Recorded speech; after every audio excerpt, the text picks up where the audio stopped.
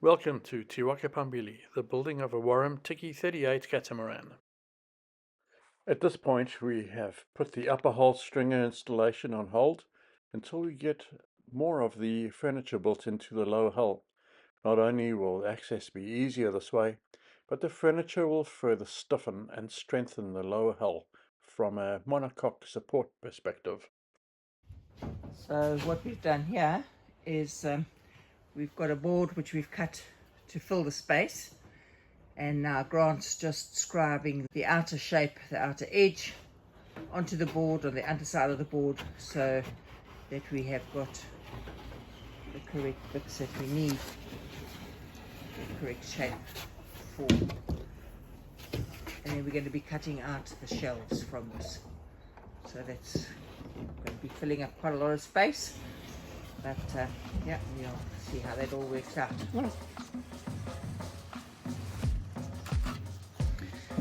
And there it is, fitted in. Wow.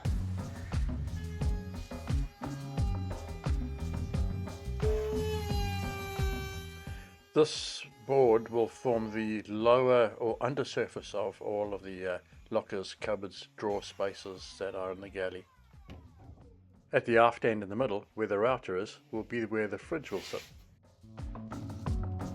The last couple of days have been head scratching, thinking, trying to see how we would position all the appliances in the galley.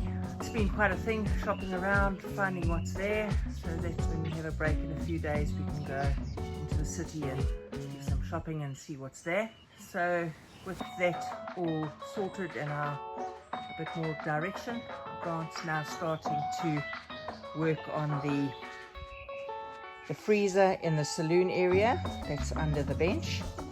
So we have got a substantial space here. We've worked it out to be 99.44 litres. That's the full space, but obviously with all the installation it becomes a whole lot smaller. And Grant's wanting to make sure that we are able to fit the freezer unit in as a freestanding unit, so he can take it out if we change our mind about how we're going to use it. So lots of measuring's been going on, head scratching, seeing what's what, thinking things through. So yeah, now he's going to start building the frame that will fit into the space that will become our freezer box. So new exciting things ahead. We managed to source some 70mm high density XPS foam, the blue sort used in reefer freezer shipping containers and cauldrons, from a rather random shop in Whangarei, which is a larger industrial sort of centre to the north of us by about an hour. I don't remember the R value, but I guess it could be Googled. When we showed our freezer box that we'd made to the guys we bought the compressor from, they seemed to think it stood a really good chance and was probably better than most freezers to be found on most sailboats, and on par with the really good commercial units. We were absolutely chuffed to hear that comment.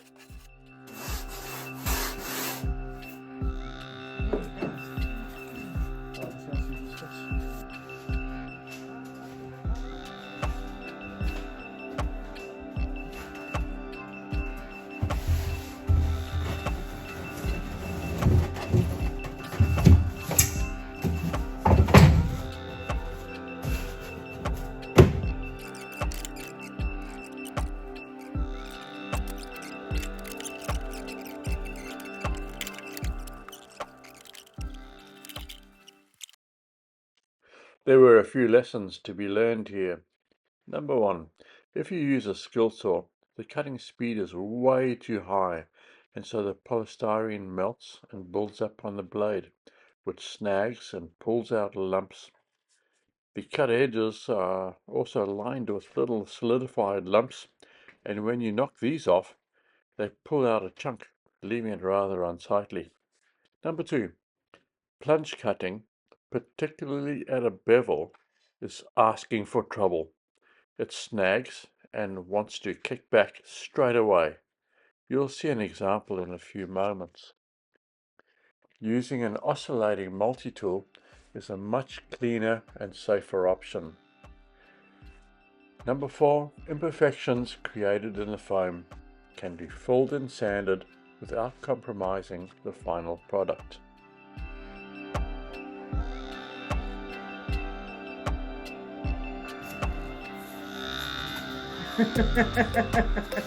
And we have a combined one.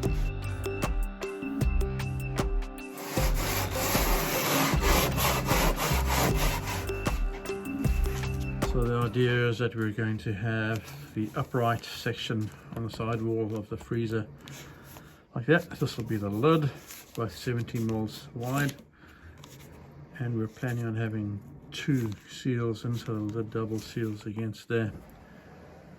And so that's what we've got to cut away from the top of this box now, will be these 2 edges there. So we've cut that to that line there. So we'll mark out that angle or that point next and cut all the way along. So that is 50 mils from the inside of the box.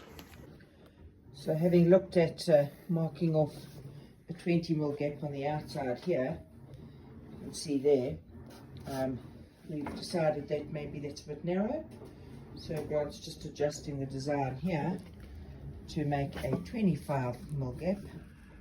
A 1-to-1 sketch. We would have thought we would have picked up that. And so from having had that width of an air gap, it's now narrowed it quite considerably. But yes, Grant said it might not be bad to have it. What followed was a long meandering of speculation about the best approach to cutting these angles and setting up the saw to make a plunge cut at a bevel and to the correct depth. Doing this in plywood, while possibly plausible, is definitely not a great idea with high density foam. We learned it's just asking for trouble. A test cut, just entering the piece of foam as one normally might, worked just fine.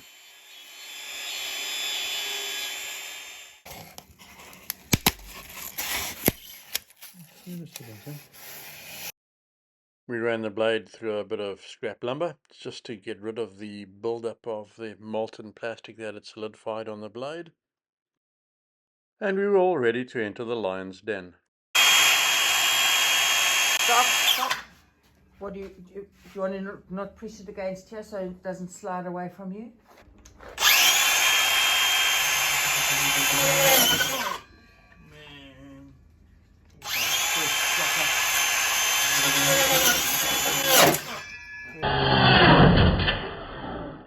There has to be a better way.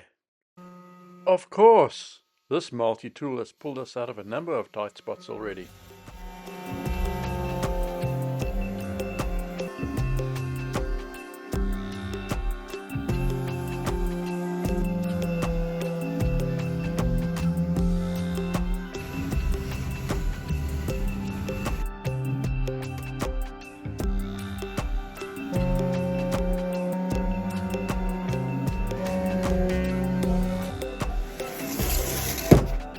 What about a craft knife? Would be a better idea than just breaking it.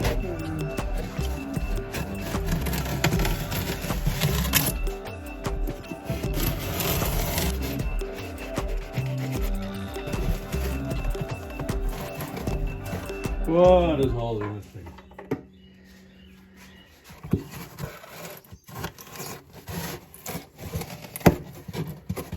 One little spot.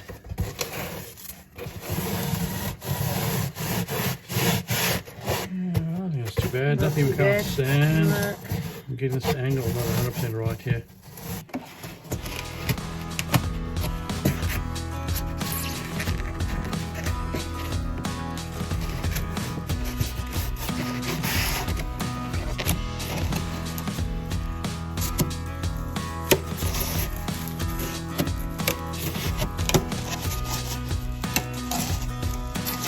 So the cutting out of the angle was a little bit more complicated than we anticipated.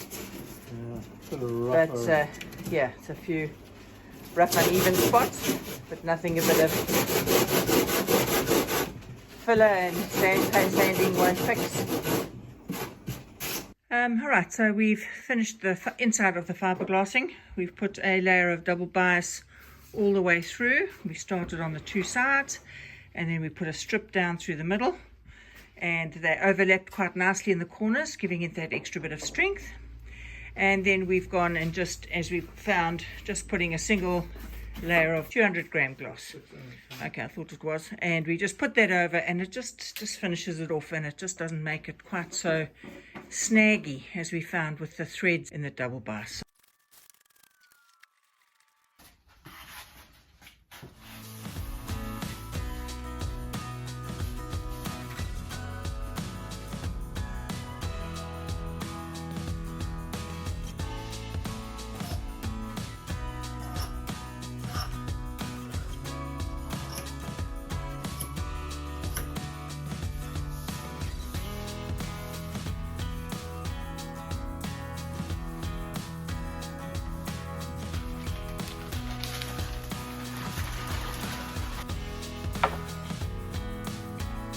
At the moment, Grant's just putting a little fillet on the edge of the lid, just so that the glass has a better flow over those edges.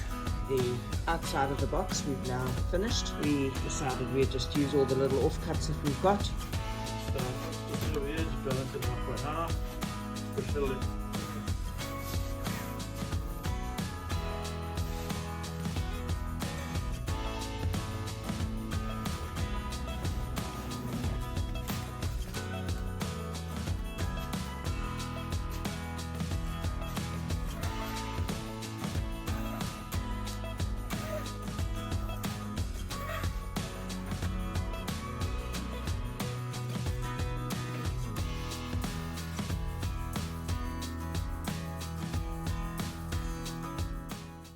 And then comes the inevitable sanding.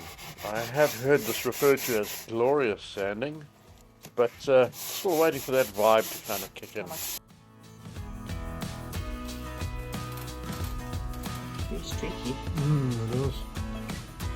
Just beat it sideways on. But maybe it'll settle. Just maybe finish painting the bottom and then maybe it'll flatten out.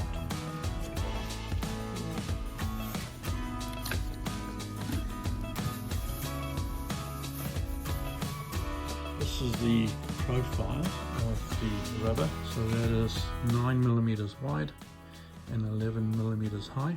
It's EPDM foam rubber. It's compressible between 25 and 50% of its height. So we're taped up, ready now. I'll just sand in these grooves, trying not to mar up the masking tape too badly.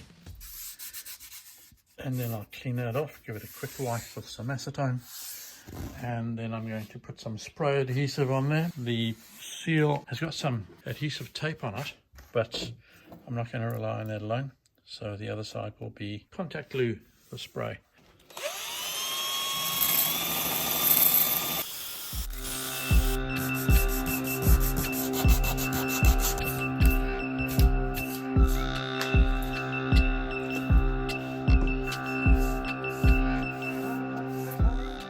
We faffed about with finding a way to cut it decently at 45 degrees and found that the easiest in the end was just using a pair of scissors.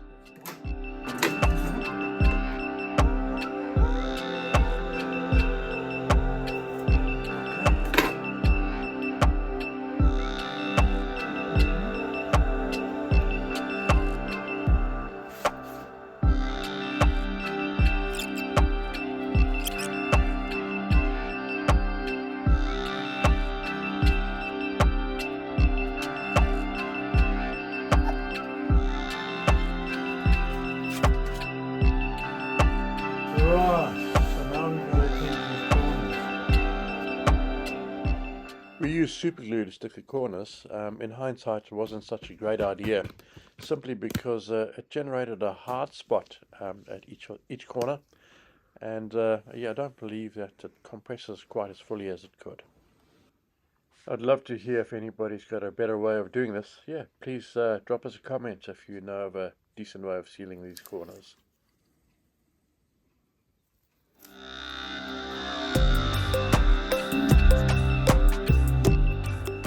The 12-volt Isotherm compressor we want to install comes with a load of requirements regarding the airflow for cooling the pump and compressor side of the unit. We are using the seat locker space immediately next to the freezer, and so also needed to think about how air would circulate when this area is converted to a double berth.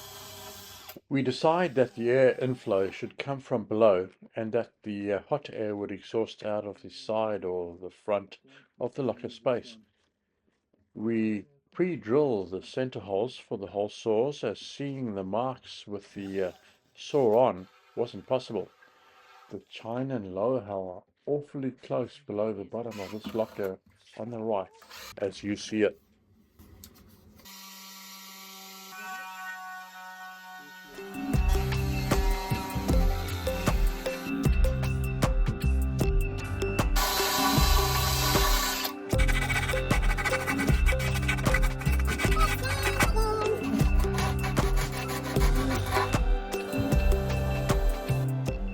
This is cutting the outflow or the exhaust vent for this area, and you'll see it starts to get a bit tricky.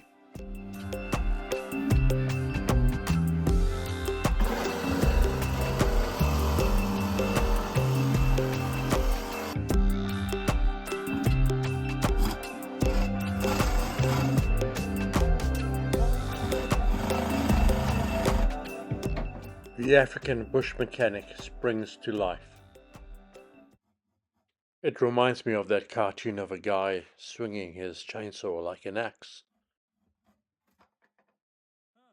It's really rough.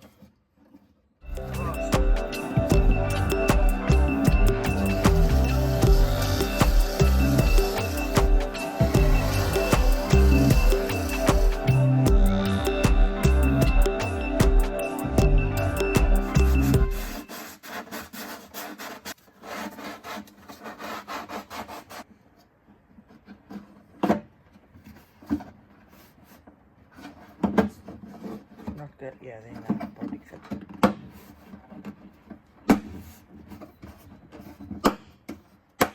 We've just been measuring and cutting the boards for the bed in the saloon area. The very end bit there fits into just the passageway, and then the larger one here, it is going to be our table in this space. So you can see we've got our dinner waiting on our table, and it all fits quite comfortably and makes a fair size space in here. So mattress on, comfy bed, night sleep. And we're working on the dividers for the compartment where the freezer compressor is going. So what you've just been seeing there is the divider for where the compressor is going to be fitting in this space, and we just needing to make air buffers. So we're wanting to get cold, cool air sucked in from into this space, in through the compressor, which will be in here, and then the hot air will go out through that hole over there.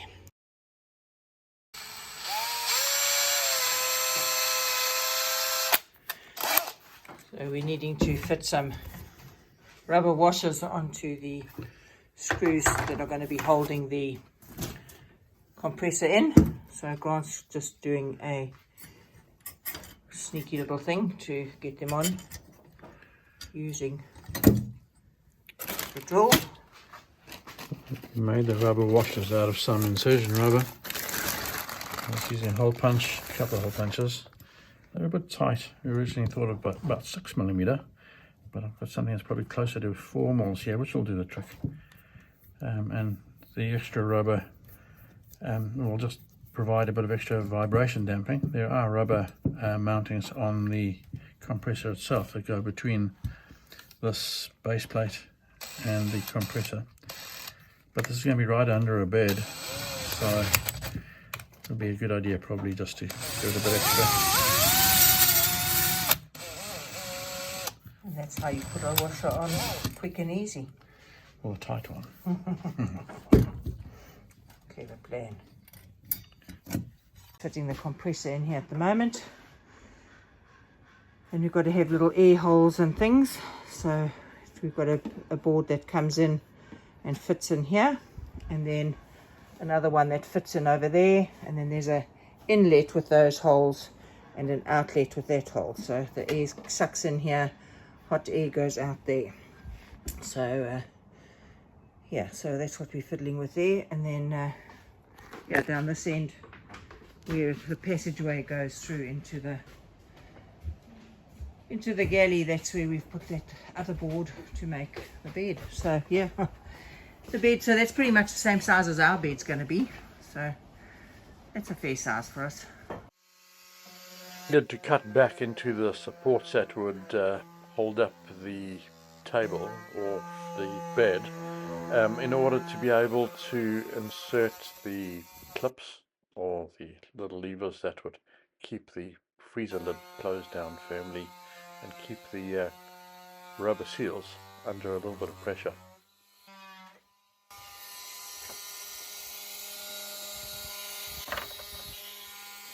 So these holes that Grant's just been cutting out here is for a latch for the freezer lid.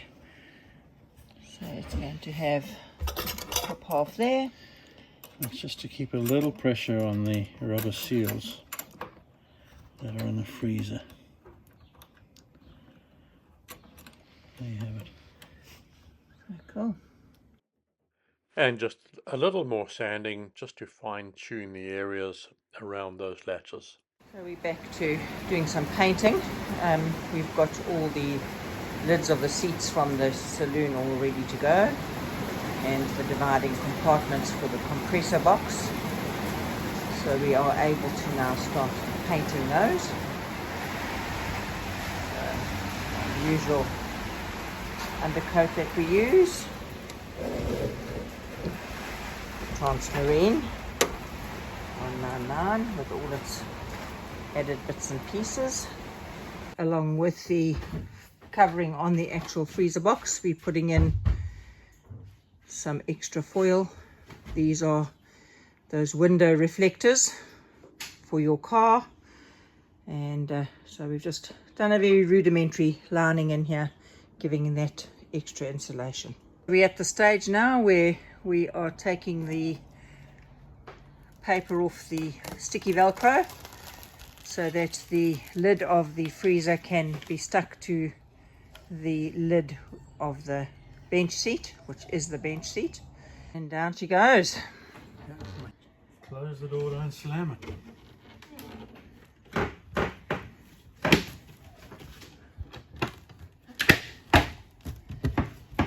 Let's see if it's held and working on what it's supposed to. Woohoo! Hey, presto. And there we have our freezer, and now we've got to fit all the evaporator plate and the connector to the compressor in here.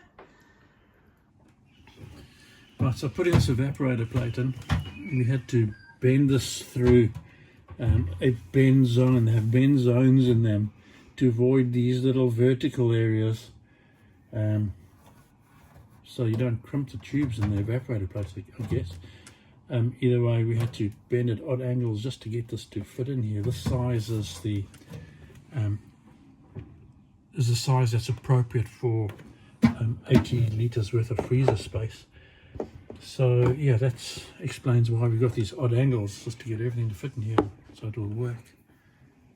We're busy fitting we have fitted the compressor with its little compartments and its regulator knob over there.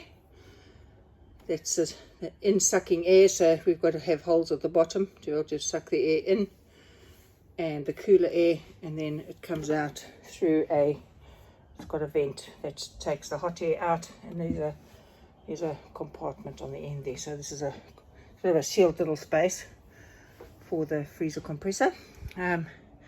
There's the lid of the freezer attached onto the door, and it all went on very nice and easily.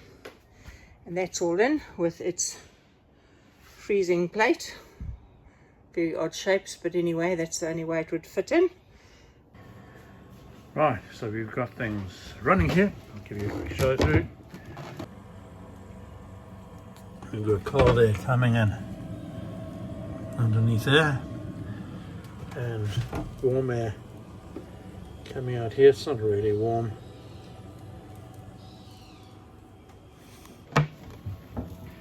I've got a little charger charging a battery, and then directly off the battery via a fuse. We've got this compressor running. Just a couple of moments ago we were at 20.9. 20.9, so that's within 5 minutes. Just open up here.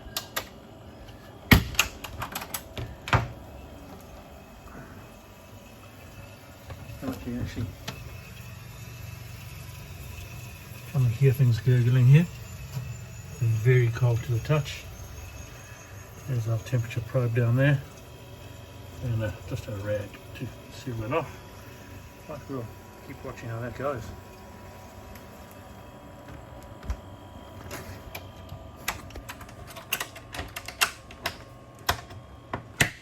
It's a nice tight fit that. We ran the setup overnight and froze a cup of water just to prove to ourselves that this would work. We've yet to do more significant run tests and determine actual power demand and so on. It's a 12-volt unit, and we would like to ideally be using solar. We're quite sure we'll look into this a little bit more in the future, so stick with us. Let's see where it goes. It is 12.